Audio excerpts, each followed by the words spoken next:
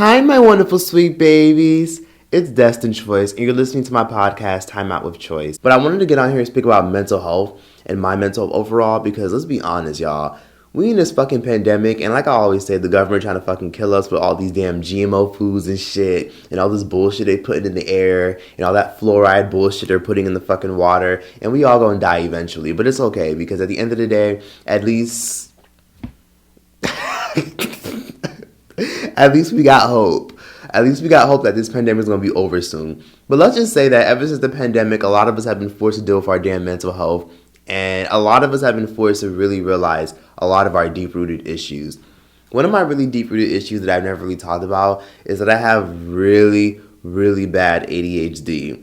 Now, it's bad to the point where I thought it wasn't that bad. But it's so bad to the point where it actually affects like my daily life. Like I have a habit of sometimes when I talk to people, like I'll hog the conversation, or sometimes I'll talk to people and I'll randomly just like talk about like a whole bunch of random shit. Like 1 minute we'll be talking about like flowers and bouquets and shit, and then we'll talk about like how the government's trying to kill us and how like 9/11 and Aaliyah conspiracies and how I'm terrified that Michael Jackson's going to come back from the damn dead and warn us about all the evils and shit that's going on in the world. Like my ADHD is like really insane. Like 1 minute I'll go from this conversation to that conversation. And it's so bad to the point where I've noticed that sometimes it annoys a lot of people. Like I realize that I annoy a lot of people when I speak. And I think it's because sometimes I can be a little bit intense because I'm very passionate. But ADHD has pretty much just taken over my life to the point where sometimes I can't even focus.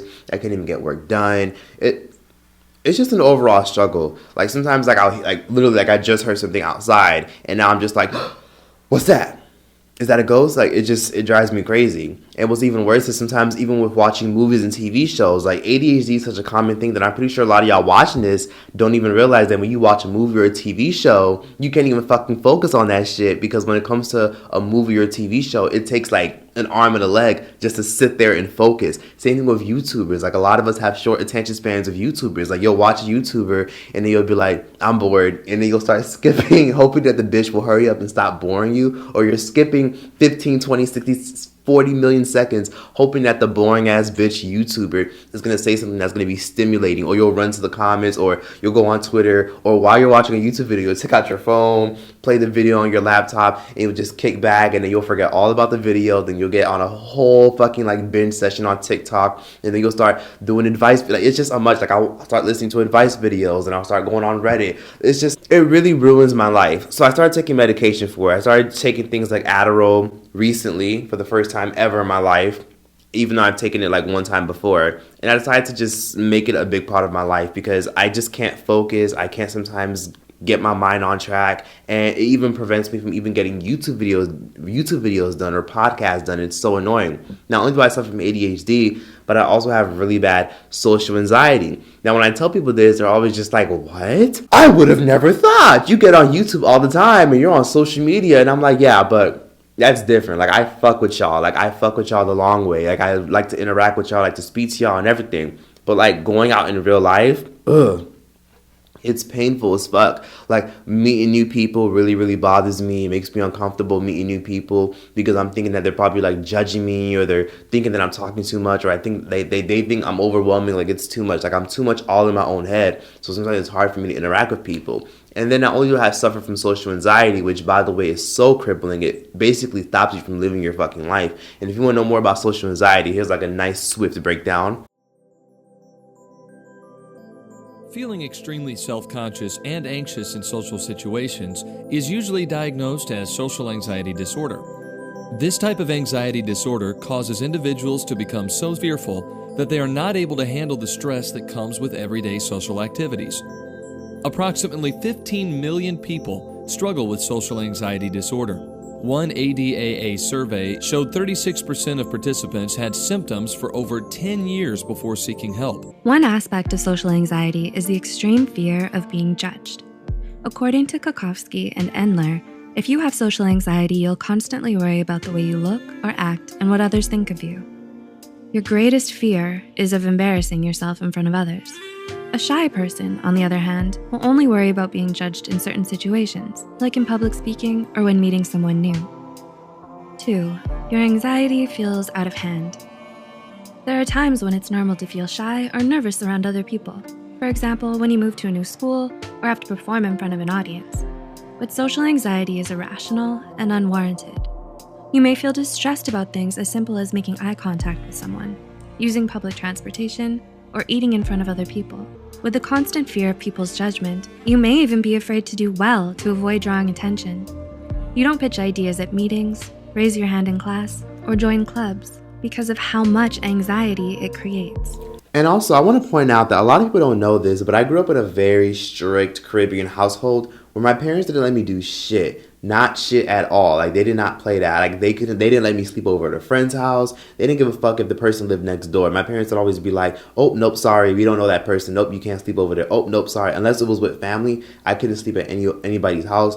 I couldn't join clubs because we moved so much, and I wasn't allowed to do nothing. I was always told as a kid, nope, you got to come straight home, period. As soon as you like get off of school, you walk straight home, or you get on that bus. As soon as you get off that bus, you come straight home, you walk straight home, no nothing, no talking, no nothing. A lot of times my mom would even do like such paranoid things where even me checking the mail, she would literally like open up the peephole through the window and like she would like watch me check the mail. Like, she was very paranoid. I would throw out the trash and she would watch me throw out the trash. I would go out to go get some like food and she would want to like follow me. Like, now don't get me wrong, your parent of course is supposed to look out for you and protect you and make sure you're safe.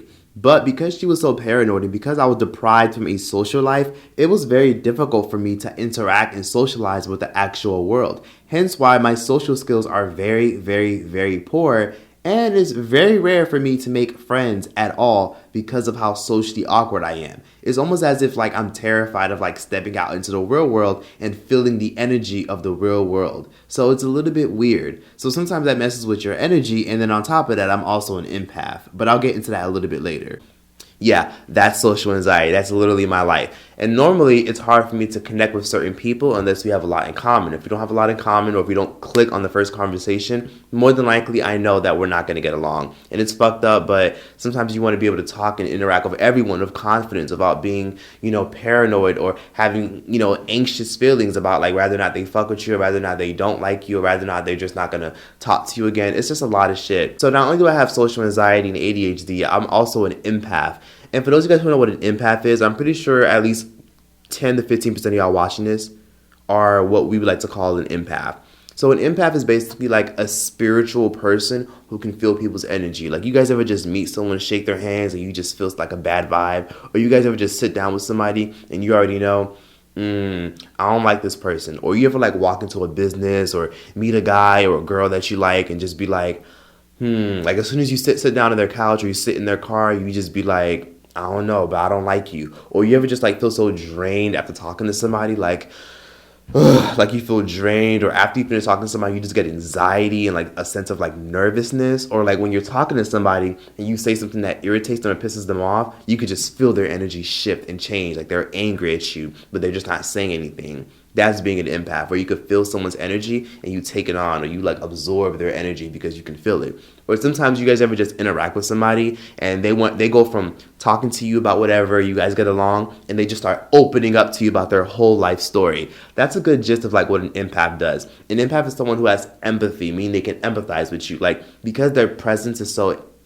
angelic and because they have like this white energy within them, it's so easy to connect with them because you feel like you can trust them. Like, one time I was talking to like this photographer dude, and he was like really, really cool. And basically like I was like getting like, like edits done, photo shoots done and whatever. And basically he started like telling me his whole life story. And he started getting like really, really annoyed because he could not help it. So sometimes every time like he would talk to me or I would talk to him, he would just like stop talking, like, Like, he ended up telling me that he was on drugs when he was younger, and it's crazy because I could see like sense it like after he said it that he ended up regretting it because he doesn't know why he told me that. So I remember like really, really vibing with him, getting along with him, and just being like, oh, okay, like we should definitely hang out. He was like, yeah, for sure. But I could tell that he didn't want like any parts of me. He wanted me to get as far away from him as possible. It's really weird because I think a lot of times people can sense that you're analyzing their energy, which is weird because when I meet people sometimes, they don't want to make eye contact with me, or they like turn their body away in some cases, or like they're trying to like not engage, or a lot of people are scared to share their energy, and sometimes people sometimes can feel that I'm sensing their energy. Like one time when I was like 18 or whatever, I met this like random dude because I moved out of my house when I was 18, and one of my roommates who was like in an apartment that I was sharing with like two other people. I met him for the first time, and when I met him for the first time, I was just like smiling, like, "Oh, hey, how are you?" Like, "Oh, I don't mean to be awkward. I'm just really bad at like socializing sometimes." And he started like giving me like this weird, like distasteful look, like he wanted to like turn away, like, but because he didn't like my energy, I guess because he could feel like my energy was spilling onto his energy, and he just didn't like it, and it was just really, really weird. Like, I don't know, but. And one time I was sitting down with this one YouTuber girl who I'm not going to say her name. And basically, I remember we were like at Roscoe's Chicken and Waffles. And I remember she was sitting right across from me. But she went from sitting right across from me to sitting like right next to me because she didn't want me feeling on her energy, which I could just tell like, oh wait, is my energy too intense? Like, did she not like my energy? And sometimes people who operate at like a low vibration, they want their vibration to be as low as possible. And I heard that when you're a quote-unquote empath, a lot of people are terrified of your presence because it's like the mirror effect. It's like, imagine me holding a mirror right in front of your face. Like, look at you, bitch, like holding a mirror right in front of you to make you face your issues. A lot of times, people don't like being in the presence of an empath because you mirror a lot of their insecurities, and they don't like it at all because you remind them of like their shadow selves. Because every human being has a piece of them that they don't want no one to know. Like when it comes to like their guilty pleasures, when it comes to things that they do in their bathroom, when it comes to the things that they like to watch, when it comes to like their weird qualities, or when it comes to like the creepy things they like or the creepy things that they do. Everybody has like that certain thing within them that they want to just repress, forget about, or want to keep to themselves. So when you're an empath, you reveal like that energy, like you pull it out, because your energy is like shining within them. So it's almost like turning on the lights, and then the roaches are just scattering everywhere because they're just too terrified of you just like seeing them and stepping on them or making them like face the truth that they're gonna fucking die from this damn ray that you about to spray. So that's kind of how it is. So because I'm such an empath, I guess what you could say, an empath, a lot of people are uncomfortable around me, and then that's what makes my social anxiety even worse, which fucking annoys me because sometimes it's hard to connect with people. Like, very rare is it that I meet somebody and then we click on the first conversation. Like, I've only met a few people where I speak to them and then we click instantly. There's other people who we don't click that well, or we just talk about something casual and that's it. But it's very rare that I meet people that I click with. And sometimes it's crippling because it makes social anxiety worse. And not only does it make my social anxiety worse, I also have ADHD because I feel like I have to kind of make up and compensate for that by talking about interesting things or asking people questions about themselves. And sometimes when I go from asking people questions about themselves to get to know them, to make them feel comfortable, it goes into one topic to the next, and it annoys people. So overall, my mental health has just been in shambles, and taking Adderall has been making life a little bit easier. I'm more better at focusing. I'm more better at communicating. And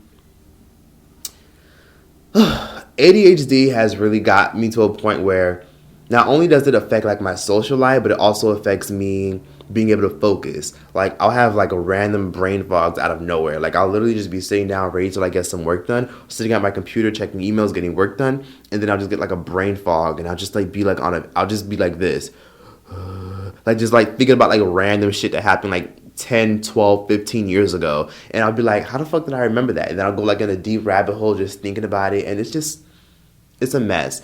So my mental health has been really like struggling in the midst of this pandemic, but I'm getting better because I'm just now getting therapy, and I'm just now getting medication, and I'm just now getting help. It took a while for me to come around because I didn't want to get medication because I didn't want to believe that there was something wrong with me. I kept thinking to myself, nah, man, like I'm fine. Like I'll get my herbs, I'll get my cacao, I'll get this, I'll get that, I'll drink some beet juice, I'll drink some sour oranges. I'm good. Like there's nothing wrong with me. But that's why mental health has such a horrible stigma attached to it, because they attach illness to it, because they want you to think that's something that's a part of you, something that should be seen as like a superpower. They want you to think that there's something wrong with you. When in reality, I believe people who have mental health issues are hyper aware of their surroundings. So a lot of times when they say things like mental illness or mental disorders, they demonize it and they make it seem like something that's bad. Like when you watch like all these movies and TV shows, you always see like the cousin or the relative who has schizophrenia, bipolar disorder, depression. Like they demonize it as if someone is causing it, and you have to go on drugs to like heal from it, or drink alcohol to heal from it. Like, it's a lot of things. That's why a lot of people get addicted to drugs and alcohol, because they don't want to feel anything anymore. They just can't handle it. So let me just say this.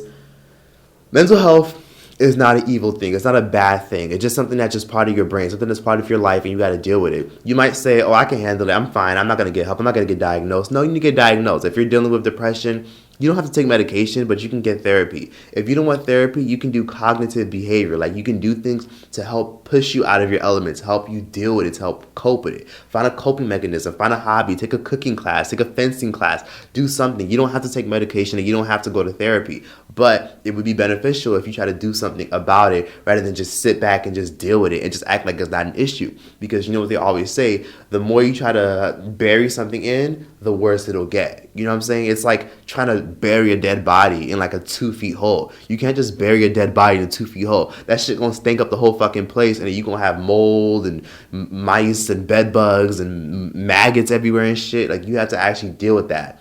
So that's what I learned about dealing with my mental health issue throughout 2020 and then now going to 2021. And I'm learning that you can't hide your issues and you can't hide from your issues, because they're going to keep resurfacing. So my mental health is getting at a better state because I'm getting help, and I encourage anyone watching this to go get help. Like, don't sit up here thinking, no, I'm fine. Like, go get diagnosed. It might be expensive if you don't have insurance, but it'll be worth it. Like, just invest into yourself if you have the means to do so. Or find a timestamp where you might have the means to do so. If you get graduation money, or if you get your stimulus, or you get this, try to find some way to put money aside to get help, because you're investing into yourself. And if you invest into yourself, your life will be a little bit better. So that just is what it is. And let me just say, when it comes to mental health, please stop sitting up here denying your kid's mental health. If your kid is depressed, do not fucking sit up here and tell them, whoa, you got this, and you got a roof over your head, and you got food, and you got water, and you have this, and you have that. How can you be depressed? Bitch, like, people are saying this as if like some of the most successful celebrities didn't die from like overdoses, from like alcohol poisoning, from like pill poisoning and shit like that. That stuff is so annoying. People try to like make it seem like you shouldn't be depressed. Same thing with people like Beyonce. Like, I remember that one video that went viral of Beyonce. Sometimes it's overwhelming. Why did God give me my talent, my gift, my family?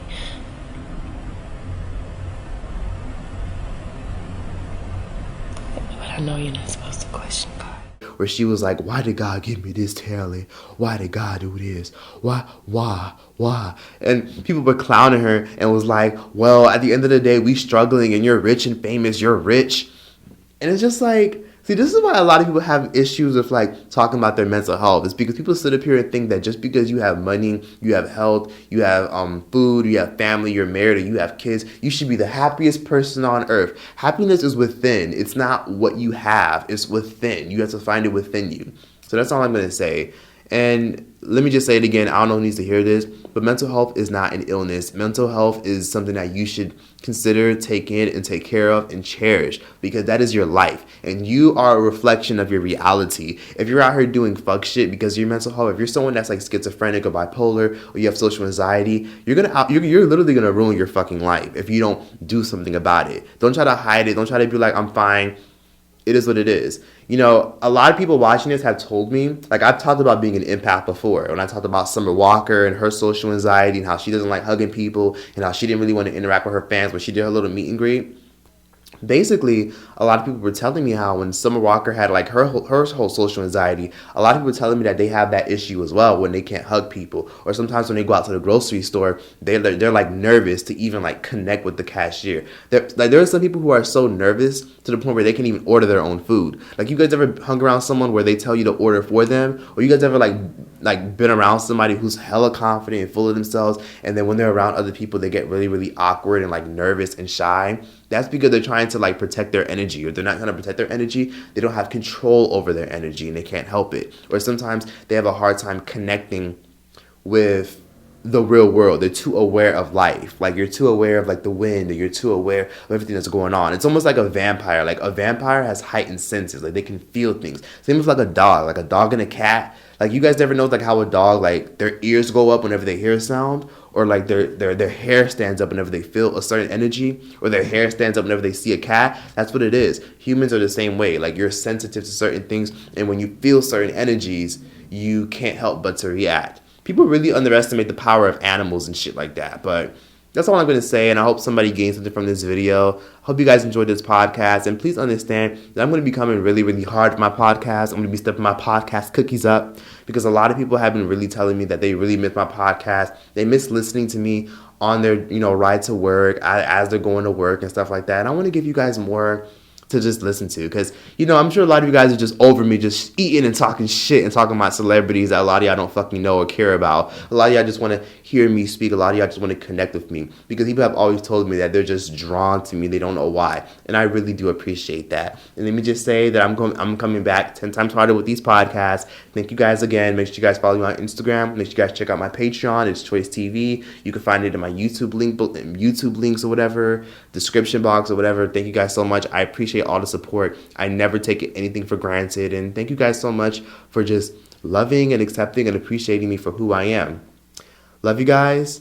Be sure to stream on all platforms: Spotify, Apple. My shit is everywhere. And yeah, that's that. Timeout is over.